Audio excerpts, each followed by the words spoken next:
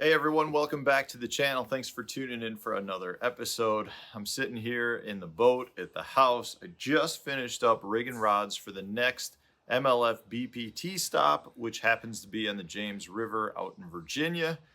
This is a place that should set up to be pretty much a power fishing event. I do think guys probably will be able to scope if that's what they want to do. But I've got two events left. I need two good tournaments. I'm going back to straight confidence baits. I'm going to fish the way I want to fish. I don't care what anyone else is doing. I'm going to do what I feel best doing. And the James River sets up well for my strengths. It is a, power fishing paradise, to be honest with you. I mean, yes, you're going to be able to scope if you want to. You're going to be able to do finesse fish if you want to. But you should be able to power fish. And I've got here, how many rods did I rig up? I think I've probably got 14 or 15 rods rigged, which is a decent amount, but a lot of them are kind of duplicates of the same technique, maybe just a different size bait or a different weight bait. So from that standpoint, I'm really going to try to keep it pretty simple and straightforward. If you're not familiar with the James River, it's a tidal fishery with a big tide swing. There's like a sometimes more than 3 foot swing. So you've got a lot of areas that have really fast moving water, whether that's incoming or outgoing tide. There's pretty much a good flow of water almost all of the time there. Generally speaking, your best bite is going to be right around low tide because that really condenses the fish into smaller areas. So whether you're going up some creeks, those creeks really kind of dry up literally, and therefore the fish are funneled down into certain areas. Or you try to find some areas that the fish are coming to with that low tide. During high tide, the fish can spread out a lot more. The bite is generally not as good. And a lot of times your hard targets are going to be a little bit better. So whether you're fishing docks or cypress trees, things that you can actually target that hopefully the fish are relating to and kind of living by and not really moving with the tide.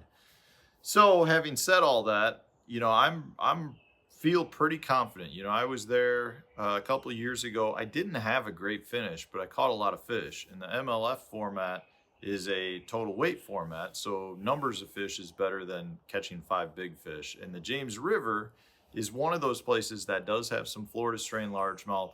You have the potential of catching a 6, 7, 8 pounder at any time. And it's kind of like Florida. If you don't, in a 5-fish derby, if you don't get a big bite, you're going to be right in the middle of the pack with everybody else that didn't get a big bite. If you get 1 big bite, it kind of puts you in check range. 2 big bites puts you up towards the leaderboard. So in this case, we're looking for just everything we can catch. Now, to go over some of my rods, pretty straightforward. I've got 3 different Texas rigs rigged up. There are a lot of pads there. There's a lot of cover to flip. So I've got a lot of different Texas rigs. You can see I've just got a hitchhiker on right now. That's so when I get there, I can just put a plastic bait on. But I've got a 1/4 ounce, I've got a 3/4 ounce, and I've got an 1.5 ounces. So I've got several rods rigged with that. And then I also do have the Core Tackle Ozark rig rigged up. That's going to be for fishing around some of my sparser cover, whether that's, dock posts, or I think we've got the FedEx guy coming. We do have the FedEx guy coming. Well, I was hoping this would be something that I ordered for the trip. It's not. I don't really know that I'm expecting anything, but you're always hoping that the next package is going to be full of fishing stuff. Anyways, as I was saying, the Ozark rig is going to be for fishing around some of those objects that are not like solid pads. So whether that's cypress trees or docks, things like that, I just like to have a little bit different fall, and it stays up a little bit, which is also good because a lot of these fish tend to like to feed up. What else we got? We've got a couple of different buzz baits. This is the Picasso Rusty Squeaker on there. I've also got a little 1/8 ounce. That's a Strike King 1/8 ounce. I think it's called the Pro Buzz. We've got Core Tackle Swim Jig. We've got a couple of different frogs, a couple of different Swamp Lords, both the poppin' and the regular frog.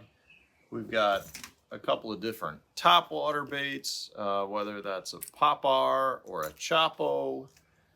And then I've got only a couple of finesse rods rigged up. I've got, for the most part, this is what we're going after. We've got the core tackle hover rig with a Jackal rhythm wag, and then we've got a weightless Max Scent, the General by Berkeley.